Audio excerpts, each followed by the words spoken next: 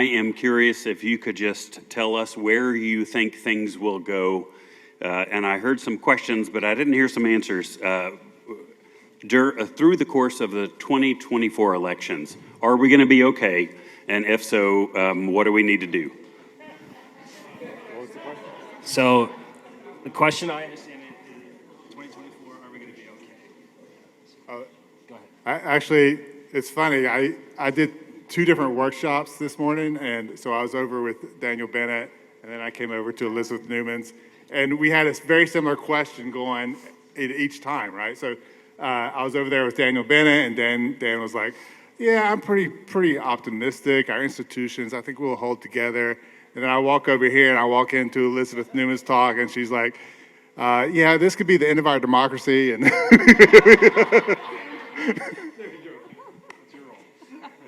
anyone else want to take the 2024? Yeah. Well, I would just like to clarify. I think it's going to be a really hard year. I think there will be violence. I don't think we're looking at another January 6th. I think law enforcement has woken up to the problem and would be much more prepared so that it would not get to that kind of point.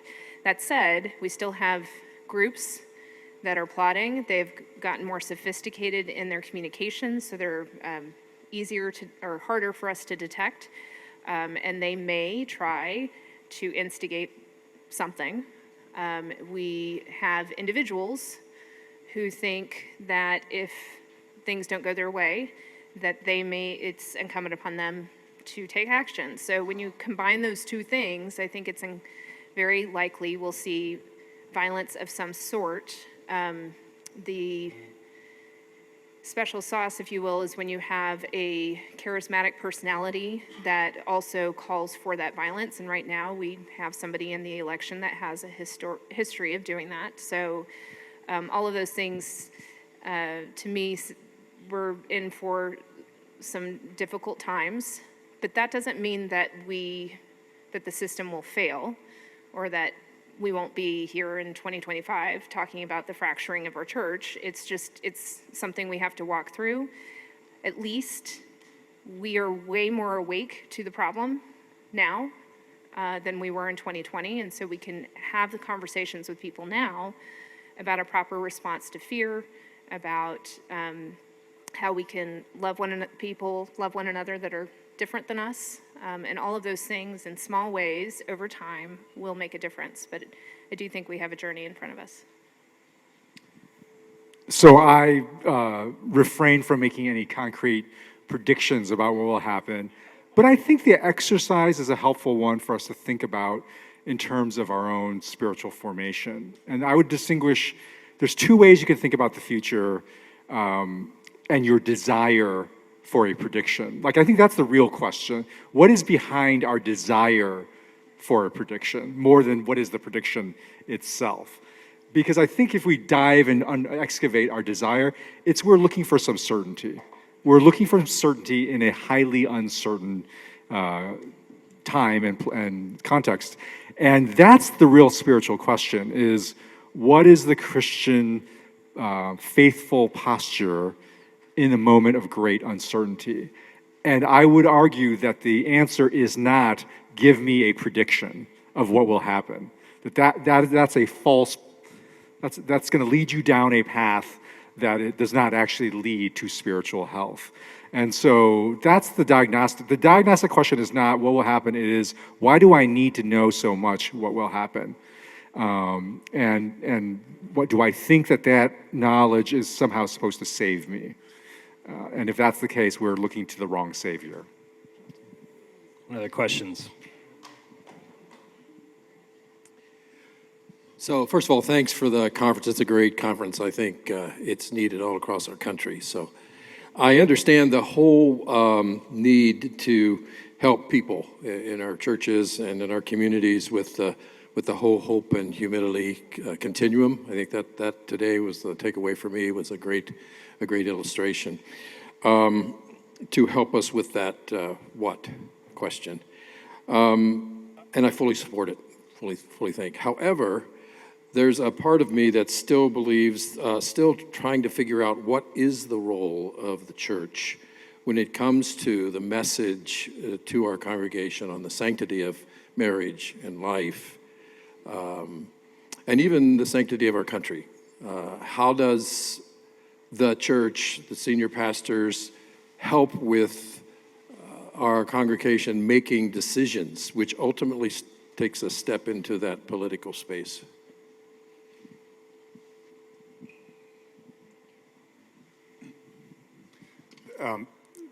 So here's the challenge, I think, for the church, in that we live in a democracy.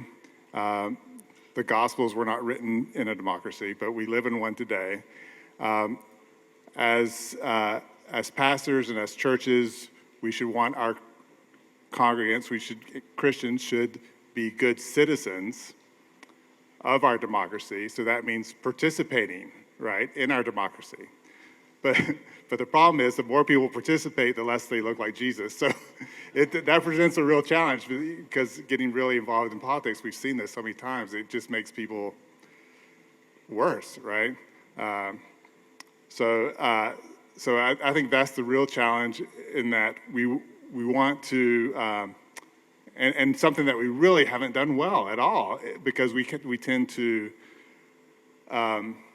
just avoid talking about politics, because it can be so divisive, and because it can make us so nasty and tear our churches apart and that kind of thing. And so it's the not talking about it that's left a gap, I think, that's been filled by some other voices that have not been positive. To me, that's really the big challenge. I mean, you brought up some policy areas, but I think, to me, that's the overarching thing that we need to be thinking about. So I think this is critical for us on issues like sanctity of marriage, is to understand what is the church's role in that. What is the primary role of the church in that? I would argue the biblical vision of the primary role of the church is to form our own people. That is our job, is to form our people in the values that are distinctive to Scripture. So on all matters, race, the environment, crime rate, all that, and marriage. Our job is to form our people. This would be my argument for what has happened for decades, centuries, is that increasingly, and this is always, historically, this is always the temptation of a church that has a culturally dominant position, which is what the American church has had, especially the American evangelical church had. It is, we start letting the culture and the state do the job for us, right? Rather than us forming our people, we start sort of coasting on the broader culture, on our command and dominance and influence over the broader culture and political power to actually do the work that we're supposed to do in forming the people. And this is my take, is a lot of the anxiety, and it is anxiety, that conservative Christians feel on issues like marriage, gender, and sexuality, which is legitimate. I understand it. I feel it myself, right? About what my kids are, the views that they are embracing. I have all sorts of anxieties about that. It's legitimate. But the answer is not, so therefore I need to get somehow political power to form my kids or my grandkids. Right? That is not the role of the church. It's our job to form it. It's not. It's so to seize political power to somehow think that is going to actually form our. That's a dead end. It's not. That has never actually led to great results in the formation of Christian people, and it's not where formation is happening now. And it's an evasion of responsibility to get so preoccupied with seizing political power to form our people somehow that we're actually not actually forming our own people, right? So. I absolutely think it's important to do, but let's do it to our people. And that is actually the deep underlying weakness and flaw in the American Christian church that's actually even deeper than politics and political polarization.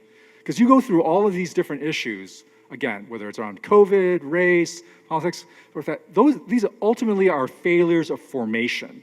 That people are being formed by secular voices, whether on the left or on the right on these views, then by the gospel, then by the scripture, then by the full counsel, Elizabeth, the full counsel of the church. And so that we've got a deeper problem. Actually, I hate to say this, people are like, politics is hard enough, but honestly, politics, even the political polarization, is a symptom. It's a symptom of a deeper problem, of a failure of formation. And that we can no longer, and we should never have, but we certainly in this age can no longer expect the culture to do that work for us.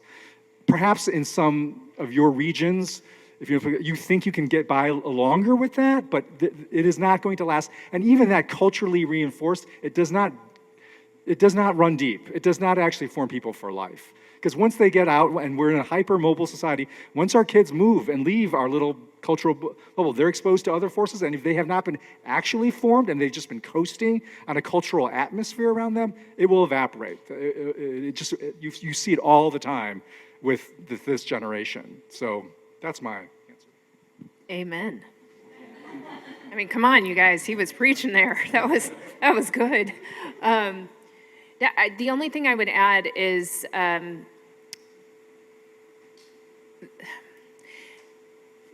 it is okay for those of us who grew up in the Christian culture and experienced some of its blessings to be aggrieved, to be sad that it's changing. And it's okay to grieve that. We also need to have clear eyes in our grief. Just, hey, it's normal. When somebody passes, we tend to focus on the good things. There were bad things about that culture.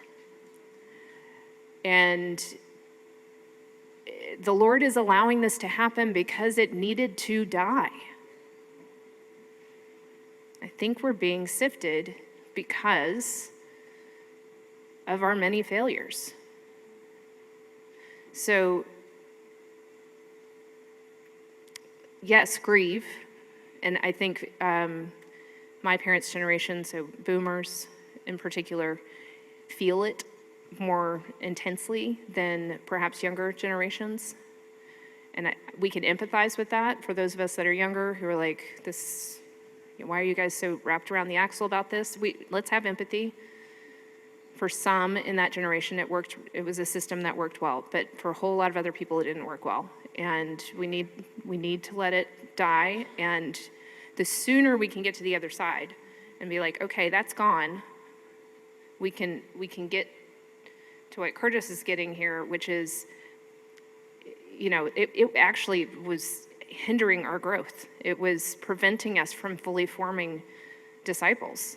And so let's get back to our job, which is to go and make disciples. And it turns out we need to be doing it here. Good, thank you. What other questions?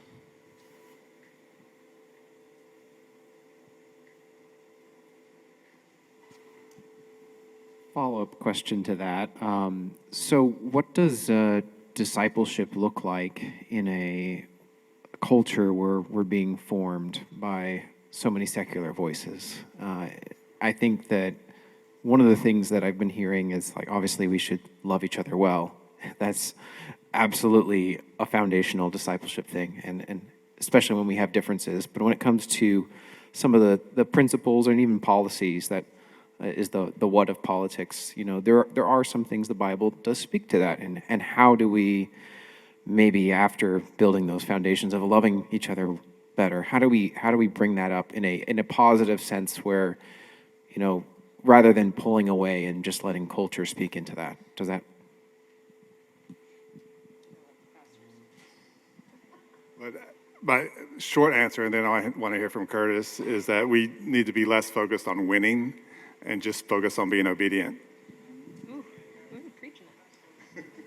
Yeah, and I'll follow up. What does winning mean as a pastor? No, seriously. It's a good question, right? What does it mean for us as a pastor to feel like we're winning? Let's be honest here. We're among colleagues and peers.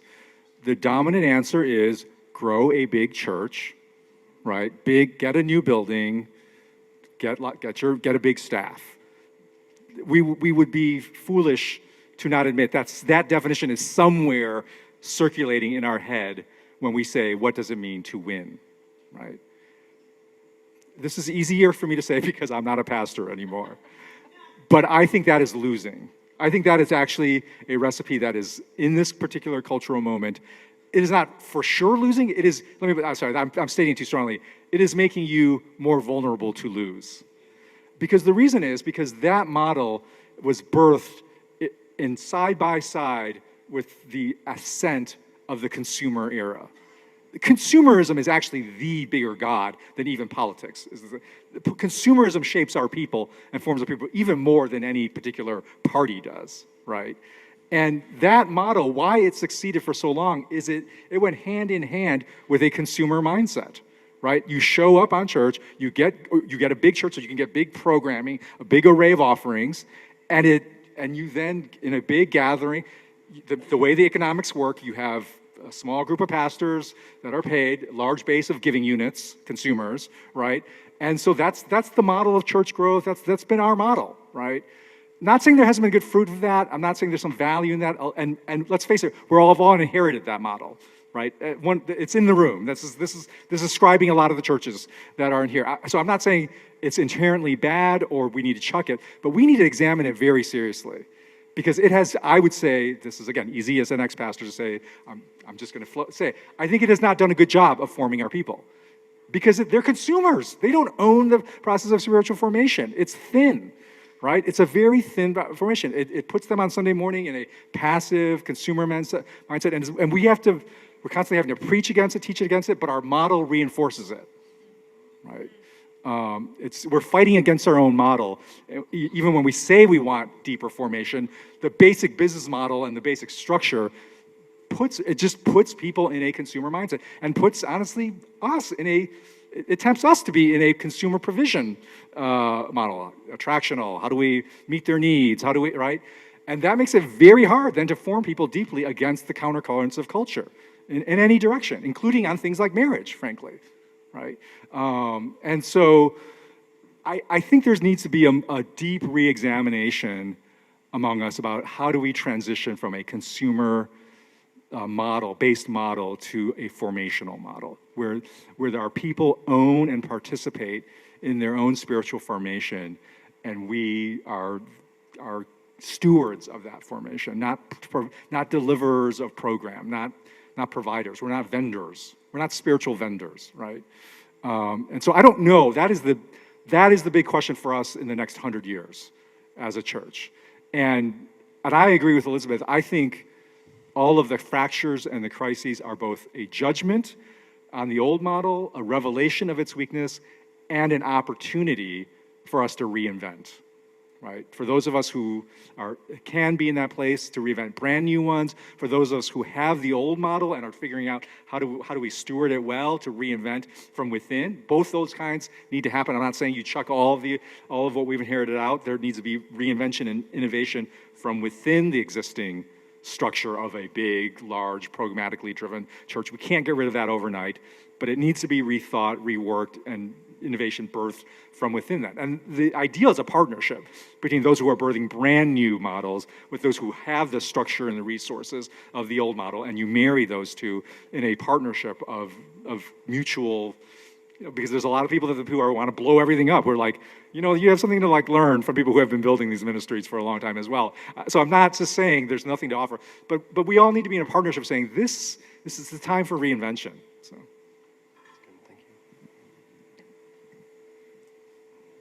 Right over here.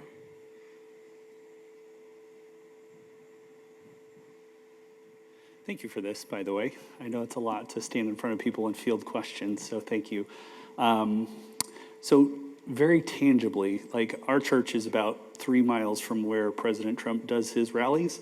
So when you hear, when in our context we hear faithfulness to the gospel, faithfulness stepping away from the political party, what they tangibly hear is vote for Biden.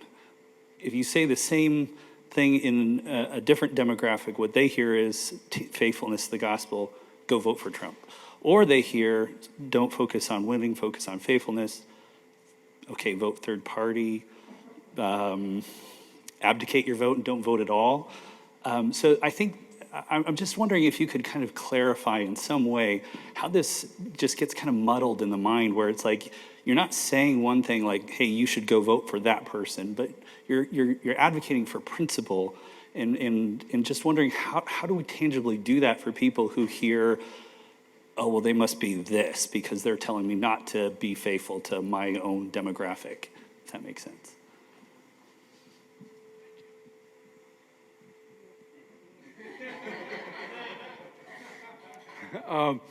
I think a lot of this has to do with the political version of what I just talked about just like we have misdefined church, being a disciple and being a member of a church and reduced it down to attendance to a program. We have also misdefined and reduced politics to what vote you cast every 4 years in a presidential election. Does that make sense? It's a thin definition and a wrong definition, because politics is so much more expansive than just what vote you cast every 4 years on an issue, frankly, that you have very little influence on, right? Your vote is a tiny drop, and in some states, completely irrelevant, actually, to the outcome. Increasingly so, right, because of the way the polarization has happened, right? I think it is incumbent on a church, if you want to show people a different way of defining politics than a binary, who did you vote for, that is where creativity needs to come up. It is the church's opportunity to develop ways of political engagement that are not reduced to what will you vote for every 4 years, which is such a thin and insufficient. What are your schools like? Is there sufficient funding for your schools? Are women who might be, is there sufficient safety net to care for women such that they can choose life rather than abortion because of their economic pressures? Is there a safety net?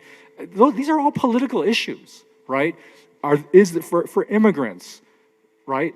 Yes, we're also focused on the border. That's like a one thin slice of the issue of immigration. We are getting tons and tons of immigrants regardless. And part of the reason why the border is so at a period of strain is because actually the absorption upstream of taking in migrants is incoherent and poorly developed in our country, right? So, and even at the local level, there's just the pathway to citizenship, the pathway to integration into society. It's really haphazard, ad hoc, and poorly funded, frankly, right? So on all of these issues, there are creative opportunities for the church to say, let's do this, which is not a vote. It's not a this or that way, but let's work on this issue that's close to home, that's in our neighborhood or in our city and so forth, and let's work on that. Let's solve that problem for our neighbors, for our community.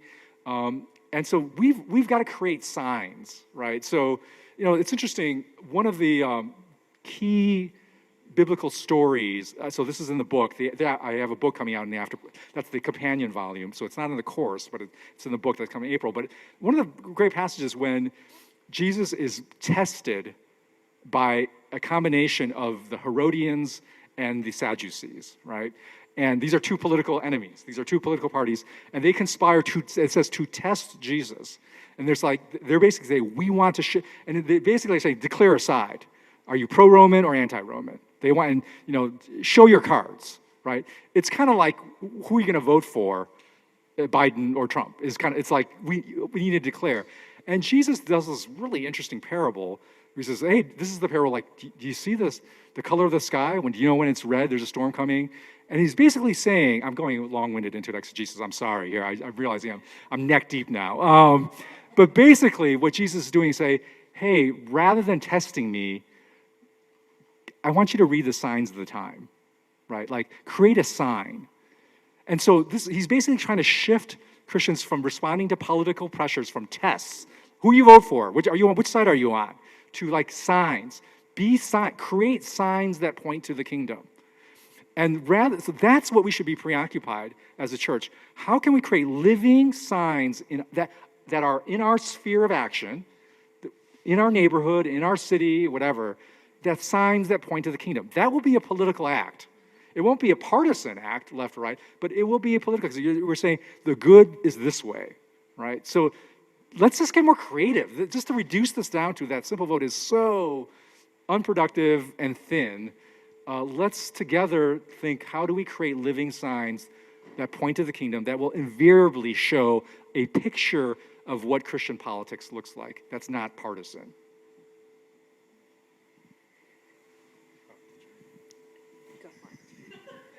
I'm just curious, can I just see a show of hands? Have you ever heard somebody tell you or tell somebody else, if you don't vote for a particular candidate, then you can't be a Christian?